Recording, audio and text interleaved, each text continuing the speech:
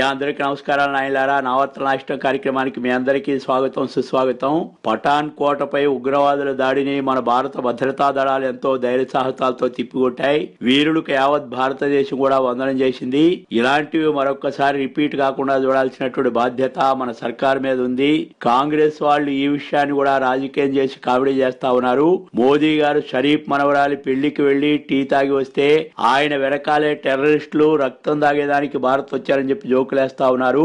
మనం శాంతి కాముకులం నాయనలారా. ఏదో మంచి కోసమని వెళితే ఇలా మన సీటు కిందే టెర్రరిస్టులు బాంబులు పెడతారని చెప్పి కలలు కన్నామని చెప్పండి.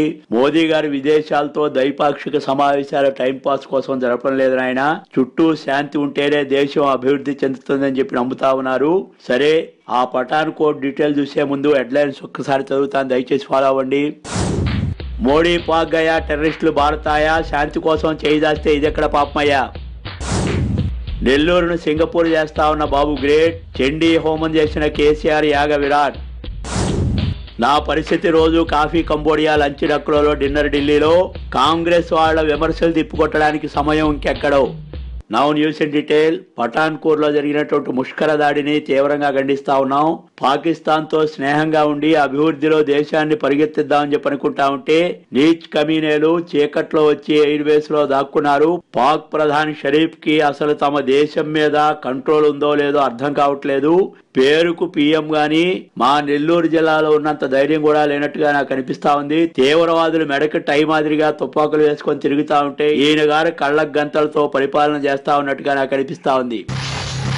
అదొకటి స్మృతి. నమస్కారం వెంకయ్యజీ. మా పాకిస్తాన్లో ఎవరి మాట ఎవరు వినారు.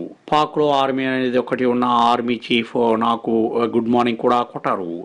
మీది దేశం మాదిరిగా ఇక్కడ ఉండదు. ఇక్కడ ఒకడు మటన్ కొట్టు బిజినెస్ పెట్టేస్తే ఆ సైడ్ బిజినెస్లో టెర్రరిస్టు పనులు చేస్తూ ఉంటారు. సాందుకో తీవ్రవాది ఉంటే ఎంతమందిని చంపుతాం. కావాలంటే మోదీని పాక్కు వచ్చి 2 నెలలు టెర్రరిస్టులను కంట్రోల్ చేయమని చెప్పండి, చూద్దాం. అయ్యా మీకు దండం షరీఫ్ జీ. పాకిస్తాన్ కి ప్రధానిగా పనిచేసే కన్నా ఇథియోపియాలో ఇడ్లీ సాంబార్ అమ్ముకోవడం చాలా బెటరు. మా మోదీ గారు మీ దేశంతో శాంతిగా ఉండాలని చెప్పి కోరుకుంటా ఉన్నారు. మీరు కూడా అలెగ్జాండర్ లెవెల్లో కాలు మీద కాలు వేసుకుని చర్చలు జరిపారు. తీరా మా మోదీ గారు ఇండియాలో దిగిన వారానికే మీ టెర్రరిస్టులు ఏదో హాలిడే టూర్ కి బాంబులు, తుపాకులు, కావలసినటువంటి సరుకులు, సమంజా అంతా సర్దుకుని వచ్చినట్టుగా ఉన్నారు. ఏ అచ్చా నహీ హై. ఆదాబ్ వెంకయ్యజీ. మేరే నామ్ జిహాద్ జహంగీర్. నేను ఆల్ రెహమాన్ టెర్రరిస్ట్ గ్రూప్ లో ట్రైనింగ్ ఇస్తాయి. రెహమాన్ అంటే మీ మ్యూజిక్ డైరెక్టర్. మా తుజే సలాం రెహమాన్ కాదు. మా దగ్గర మనుషుల మెడలు నరకడం ఎలా, భారత్ లోకి నదిలో నుండి ఈత కొట్టుకుని వెళ్ళడం ఎలా, Windows 10, Android, lollipop, iOS 7, GPS లాంటి టెక్నికల్ మ్యాటర్స్ నేర్పుతాం. ఇక మీ మోడీ వీసా లేకుండా కాబూల్ నుంచి లాహోరు వచ్చినాయి. ఆయనతో పాటు 100 మంది వచ్చినాయి. ఆ కోపంతోటే మా టెర్రరిస్ట్ స్టూడెంట్స్ పాస్పోర్టు వీసాలు లేకుండా వచ్చి మీ పఠాన్ కోటపై దాడి చేసినాయి. ఏ సంజే. అయ్యా నీ ఆదాబొద్దు, అగరబత్తి వద్దు నాయన. నువ్వు నీ దేశం ఏడ్చినట్లే ఉంది. నిన్నని లాభం ఏడు చెప్పు. అక్కడ ప్రధాని ఛాయ్ తాగడానికి తప్పితే దేశానికి పనికిరాడని చెప్పి కాంగ్రెస్ వాళ్ళు అంటా ఉంటే ఏమో అని చెప్పి అనుకున్నాను. పాక్ తో చర్చలు జరపడం కంటే ఊరుకోవడం బెటరు. మీకు మాకు ఛాయ్ ఖర్చులు దండగనాయన, దయచేసి అర్థం చేసుకుంటే మంచిది. Well said, Venkaji. Pakistan to we have to be very careful. అని మేము చెప్తూనే ఉన్నాము. If not, మా మనోజీ కూడా ఎప్పుడో నవాజ్ షరీఫ్ మొదటి మనమాడి పెళ్లికి వెళ్ళేవారే. బట్ వారితో టీ తాగామంటే కూడా టెర్రరిస్టులు ఊరుకోరు.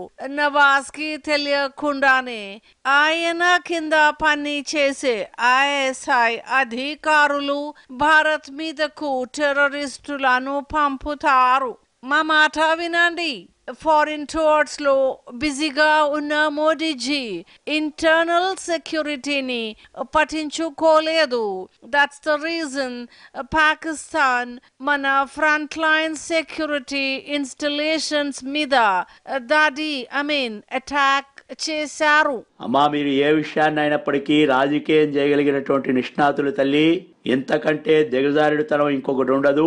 ఇక్కడ దేశంలో ఇంత ఘోరం జరుగుతా ఉంటే ఎప్పుడూ పేదల కన్నీళ్లు తుడిచే మీ అబ్బాయికి రోములో కొత్త ఫిడీలు ఏమైనా కొనుక్కున్నాడా ఏమిటి తల్లి? ముందది చెప్పండి.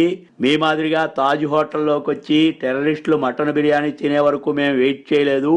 గేట్ దగ్గరే మట్టు పెట్టాం. అయినప్పటికీ కొంతమంది లోపలికి వచ్చారు. ఆ విషయాన్ని తెలుసుకుంటే మంచిది. That is very clear. No, in any case, మేము ఈ attack ని ఖండించుచున్నాము. We are condemning this attack. కానీ మొదటిసారి పంజాబ్ ఎయిర్ బేస్ మీద టెర్రరిస్టులు దాడి చేశారు.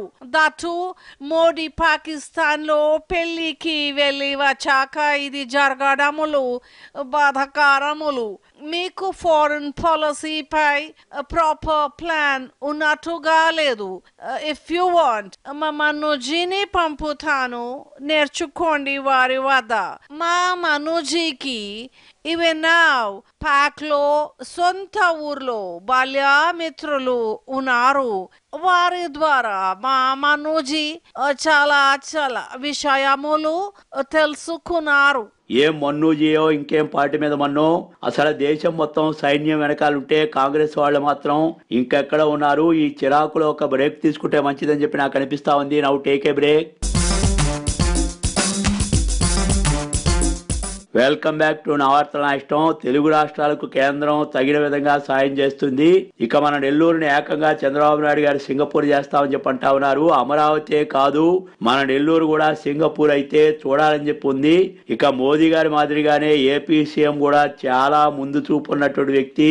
మోదీ బాబు జోడీ అంటేనే అభివృద్ధి నాడి. That is very clear. అంతలా పొగడకండి వెంకయ్యనాయుడు గారు. మీలాంటి వారు కేంద్రంలో ఉన్నారు కాబట్టి ఏపీకి చాలా సాయం అందుతా ఉంది. ఇక మన నెల్లూరు సింగపూర్ కావడానికి చాలా అర్హతలున్నాయి. అవసరమైతే సింగపూర్ నే తలదండేలా చేయడానికి నా దగ్గర బ్లూ అండ్ గ్రీన్ ప్రింట్ కూడా ఉంది.